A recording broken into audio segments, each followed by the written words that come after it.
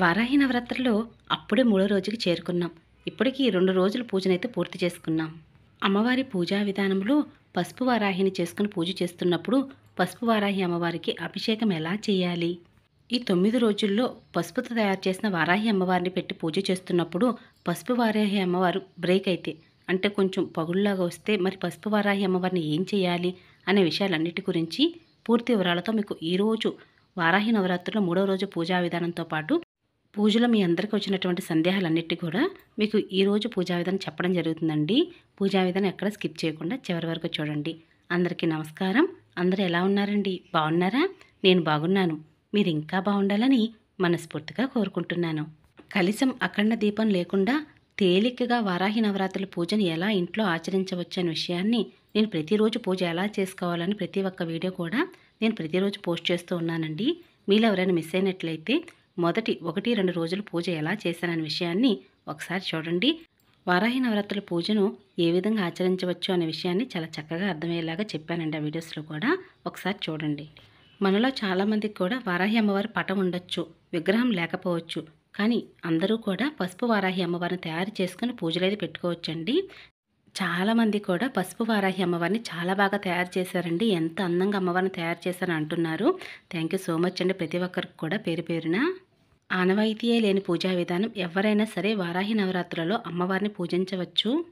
మరి పసుపుతో తయారు చేసిన వారాహి అమ్మవారికి అభిషేకం ఎలా చేయాలనే విషయం కూడా తెలుసుకుందామండి. అయితే పసుపు వారాహి అమ్మవారిని ఏ విధంగా అమ్మవారి రూపంలో మా అందరికి కూడా తయారు చేయడం కుదరటం లేదండి. ఏదైనా ఇంకొంచెం సులభంగా అమ్మవారి రూపాన్ని ఏ విధంగా తయారు చేయవచ్చు అనే విషయాన్ని కూడా మాకు తెలియచేయండి అని అంటున్నారు. నేను పసుపుతో తయారు చేసినటువంటి వారాహి అమ్మవారిని తేలికగా 3 రకాలుగా ఏ విధంగా తయారు చేయవచ్చు అనే విషయాన్ని కూడా ముందుగానే వీడియో పెట్టున్నానండి. ఒకసారి మన ఛానల్ చెక్ చేయండి. అయినా సరే మీ అందరి కోసం మరొకసారి పసుపు వారాహి అమ్మవారిని ఏ విధంగా తేలికగా చేసుకోవచ్చు ఒక్క నిమిషంలో అనే విషయాన్ని కూడా తెలియచేస్తాను. అమ్మవారికి మల్లెపూలతో అలంకరణ చేయవచ్చు అని అడుగుతున్నారండి. అమ్మవారికి ఎరుపు రంగు అంటే చాలా ఇష్టం కాబట్టి ఎర్రటి పువ్వులతో అలంకరణ చేయడానికి ప్రయత్నించండి. ఎరుపు రంగు పువ్వులు అంటే మందార పువ్వులు, లేదంటే ఎర్రటి గులాబీలు. ఇంకా ఇవి దొరకనట్లయితే ఇంకే పువ్వులతో అయినా సరే అమ్మవారికి అలంకరణ చేయవచ్చు. పసుపు వారాహి అమ్మవారు కాకుండా మీ దగ్గర అమ్మవారి విగ్రహం ఉన్నట్లయితే మరి అమ్మవారి విగ్రహానికి ప్రతిరోజు అభిషేకం చేయవచ్చా అని అడుగుతున్నారండి. చేయవచ్చండి. కానీ అమ్మవారి విగ్రహాన్ని కూడా మనం ప్రతిష్ఠించుకుని పూజ అయితే చేస్తున్నాం కాబట్టి అమ్మవారికి నమస్కరించుకుని అమ్మ నీకు ఈరోజు అభిషేకం చేస్తున్నామని చెప్పి అమ్మవారిని కదిపి ఆ తర్వాత అభిషేకం చేయవచ్చు. పసుపు వారాహి అమ్మవారిని తయారు చేయడం కావాల్సింది పసుపు, కుంకుమ, కొద్దిగా గంగాజలము, జవ్వాది పౌడరు, అలాగే జవ్వాది అత్తరు. ఇవన్నీ కూడా కొద్ది కొద్దిగా వేస్తూ అమ్మవారికి ఈ విధంగా అయితే పసుపు మొత్తం తయారు చేసుకోవాలండి. ఈ పసుపు మొత్తం కూడా కొంచెం గట్టిగానే తయారు చేసుకోవాలి. లూజ్గా కనుక పిండి ముద్దను తయారు చేసినట్లయితే త్వరగా పసుపు వారాహి అమ్మవారికి బ్రేక్ వచ్చే అవకాశం ఉంటుంది. 9 రోజులు కూడా పసుపు వారాహి అమ్మవారికి పూజ అయితే చేయవచ్చు. మనం పసుపు గౌరీ అమ్మవారిని అలాగే పసుపు గణపతిని ఏ విధంగా అయితే పూజా వ్రతాలు చేస్తూ ఉంటామో ఆ విధంగా వారాహి అమ్మవారిని కూడా తయారు చేసుకోవచ్చు. చాలా అతి సులభంగా ఈ విధంగా అమ్మవారి ఫేసు ఈ విధంగా షేప్ వచ్చేలాగా తయారు చేసుకోండి. కొంచెం ఎక్కడ బ్రేక్ వచ్చినట్లయితే కొద్దిగా వాటర్ని ఇలా కలపండి. ఇంకా ఈ విధంగానే తయారు చేసుకోవాలి పసుపు వారాహి అమ్మవారిని అయితే. ఒక సిస్టర్ అడుగుతున్నారండి, అక్క నేను 9 రోజులు కూడా వారాహి అమ్మవారిని సపరేట్గా పీఠం పెట్టి పూజ అది చేసుకుంటున్నాను. కానీ ఇంట్లో వాళ్ళ కోసం నేను నాన్ వెజ్ అది వండవచ్చా? నేనైతే తిన్నక్క అని అడుగుతున్నారండి. 9 రోజులు కూడా అమ్మవారిని ఇంట్లో ఆహ్వానించి చక్కగా పూజలు అవి చేసి అమ్మవారికి చేయవలసిన ఉపచారాలన్నీ చేస్తూ పూజలు అవి చేస్తున్నప్పుడు ఇంట్లో నాన్ వెజ్ అయితే వండకూడదండి. కానీ మనకి అన్నిటికన్నా ముఖ్యం కుటుంబం కాబట్టి కుటుంబ సభ్యులను ఇబ్బంది పెట్టకుండా వారి కోసమైతే నాన్ వెజ్ అయితే వండవచ్చండి. ఇక అలాగే పొయ్యిగట్లన్నీ కూడా వంట కార్యక్రమం అయిన తర్వాత ముందుగా శుభ్రపరచుకొని ఆ తర్వాతే అమ్మవారికి నైవేద్యం అది వండవలసి ఉంటుంది. వారాహి అమ్మవారు వరాహ రూపంలో ఉంటారు కదండి. అందుకని అమ్మవారి యొక్క రూపం కనిపించేలాగా ఈ విధంగా అమ్మవారి ఫేస్ని తయారు చేసుకున్నాను. అలాగే కళ్ళకు కూడా నేను కాటుకను కొద్దిగా నీళ్ళలో కలుపుకొని ఈ విధంగా కళ్ళనైతే పెట్టానండి. ఇంకా అలాగే అమ్మవారి యొక్క ముఖం ఎంత అందంగా కనిపిస్తుందో కదూ. చూడడానికి చాలా అందంగా ఉన్నారు అమ్మవారు. ఆ కంటితోనే ఈ లోకాన్ని శాసిస్తున్నట్లుగా ఉన్నారు. ఇలా పసుపు వారాహి అమ్మవారిని ఎవరైనా తయారు చేసుకోవచ్చండి. ఒక తమలపాకు తీసుకుని తమలపాకు పైన అమ్మవారి యొక్క ఫేస్ని అయితే ఈ విధంగా పెట్టుకోండి.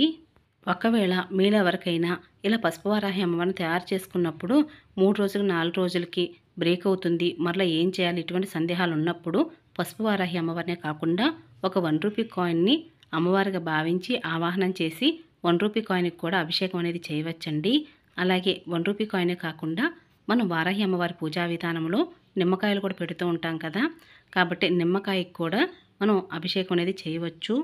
రూ. 1 కాయిన్ కానీ లేదంటే నిమ్మకాయ కానీ 9 రోజులైనా సరే పూజలు అలానే పెట్టి ప్రతిరోజు కూడా అభిషేకం చేయవచ్చు. ఆ తర్వాత రూ. 1 కాయిన్ని మీరు ధనాన్ని భద్రపరుచుకునే ప్రదేశంలో పెట్టుకోవచ్చండి. అలాగే ఒక్క నిమ్మకాయ అనే కాదు, 3 నిమ్మకాయలు 5 నిమ్మకాయలు కూడా పూజలో పెట్టుకోవచ్చు. కానీ అభిషేకానికి మాత్రం ఒక్క నిమ్మకాయని పెడుతున్నాను. శక్తి స్వరూపమైన అమ్మవార్లకి నిమ్మకాయల మాల కూడా వేస్తూ ఉంటారండి. కాబట్టి నవరాత్రులలో వారాహి అమ్మవారికి కూడా నిమ్మకాయల మాలను వేయవచ్చు. అందుకు గాను నిమ్మకాయకి కూడా చాలా శక్తి ఉంటుంది. ముందుగా నిమ్మకాయ నీటితో కడిగి పసుపు రాసి కుంకుమ బొట్టు పెట్టి ఇలా తమలపాకు పైన పెట్టుకోవాలండి. అలాగే రూ. 1 కాయిన్కి కూడా ఈ విధంగా పసుపు కుంకుమ బొట్లతో అలంకరణ చేయాలి. అమ్మవారి పాదాల దగ్గర 2 అక్షంతలు వేసి నమస్కరించుకొని వారాహిదేవి అమ్మవారు ఆవాహ్యామి అని చెప్పుకోవాలి.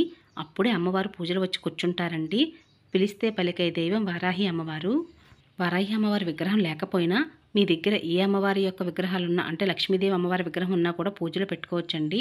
లక్ష్మీదేవి అమ్మవారికే మీరు అభిషేకం అది చేయవచ్చు. ఇక ఇప్పుడు పసుపు వారాహి అమ్మవారికి అభిషేకం ఎలా చేయాలో చూద్దామండి.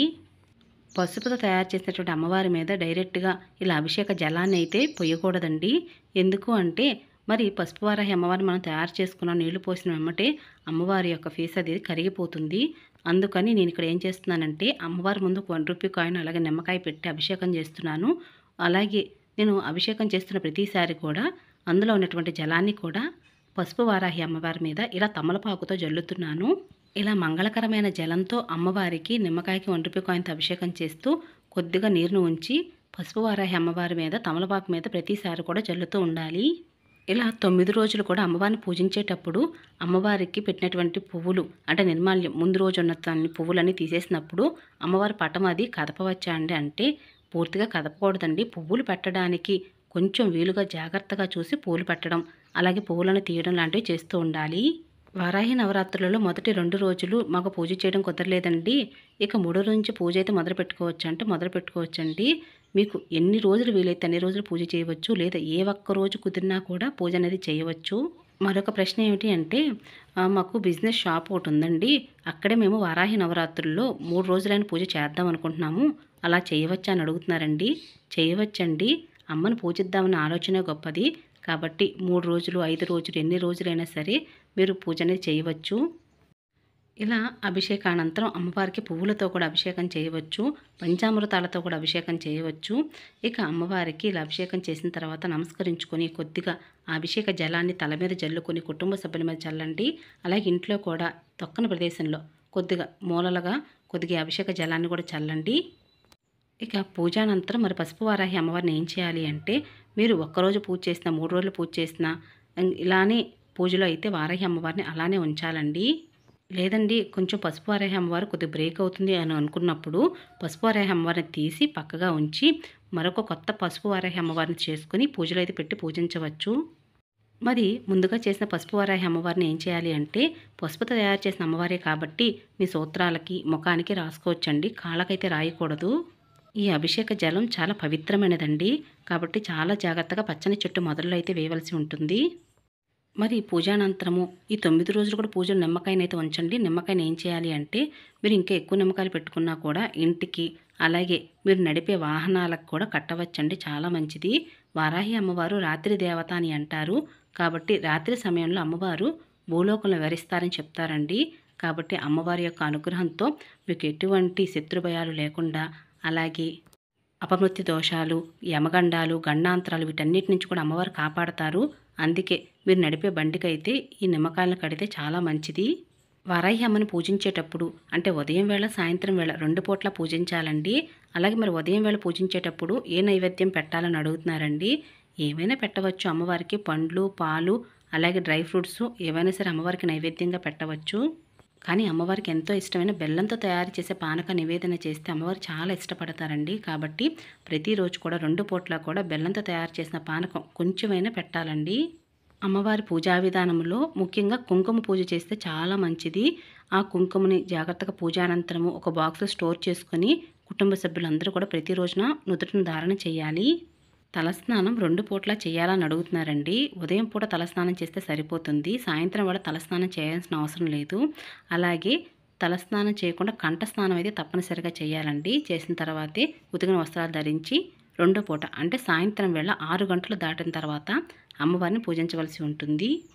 ఇలా అమ్మవారికి తేలికగా కలశం అఖండ దీపం లేకుండా విగ్రహం లేకపోయినా సరే పసుపు వారాహి అమ్మవారిని పెట్టి ఇలా పూజించవచ్చు. అలాగే వారాహి నవరాత్రులలో పూజ చేద్దాం అనుకున్న వారు ఇక 5వ రోజు పీరియడ్ టైం అండి ఈరోజు నాకు. 5వ రోజు అయింది. మరి ఈ రోజున అమ్మవారికి పూజలు చేయవచ్చా అని అంటే 5వ రోజు కూడా పూర్తయిన తర్వాత 6వ రోజు నుంచి పూజనైతే మొదలుపెట్టుకోండి. ఇంకా వారాహి నవరాత్రుల్లో పూజా గదిని శుభ్రం చేయవచ్చా అని అడుగుతున్నారు. అంటే ఇప్పటివరకు మీరు పూజను కనుక మొదలు పెట్టలేకపోతే ఇక ఇప్పుడే మొదలు పెడుతున్నాం అనుకున్న వారు ఎవరైనా సరే ఇక పీరియడ్ టైం అయిన తర్వాత లేదా జాబులకు వెళ్ళే వాళ్ళు కుదరకపోయిన వారు ఇక ఇప్పుడైతే పూజను మొదలు పెట్టుకోండి. అలాగే పూజా గదిని ఇంటిని కూడా శుభ్రం చేసుకొని పూజ అయితే మొదలు పెట్టుకోవచ్చు. అలాగే వారాహి నవరాత్రులలో ముడుపు ఎలా కట్టాలనే విషయాన్ని ముందుగా నేను రెండో రోజు పూజా విధానంలో షేర్ చేస్తున్నానండి. ఇంకా ఎవరైనా ముడుపు కట్టని వారు ఉంటే మీ మనసులో ఉన్న కోరికని అమ్మవారి ముందు ఉంచి ముడుపు అయితే కట్టండి, చాలా మంచిది. ముడుపును కట్టి అమ్మవారు పూజలో పెట్టి పూజించడం వలన అమ్మవారికి అనుగ్రహం కలిగి శీఘ్రంగా మీరు అనుకున్న కోరిక అయితే త్వరగా నెరవేరుతుంది. ధర్మబద్ధమైన ఎటువంటి కోరికైనా సరే అమ్మవారు తప్పకుండా నెరవేరుస్తారు. వారాహి నవరాత్రులలో ఇక 3వ రోజు పూజను ఎలా చేయాలనే విషయం తెలుసుకున్నాం కదండి. అలాగే వారాహి నవరాత్రి పూజా విధానంలో మీకు వచ్చినట్టు సందేహాలన్నిటికీ కూడా సమాధానం దొరికిందని అనుకుంటున్నాను. ఇక ఇదేనండి ఈరోజు పూజా విధానం. మీ అందరికీ నచ్చిందని అనుకుంటున్నాను. మరొక మంచి పూజా విధానంతో మళ్ళీ కలుసుకుంటాను. ఇక అప్పటి వరకు నమస్కారం అండి.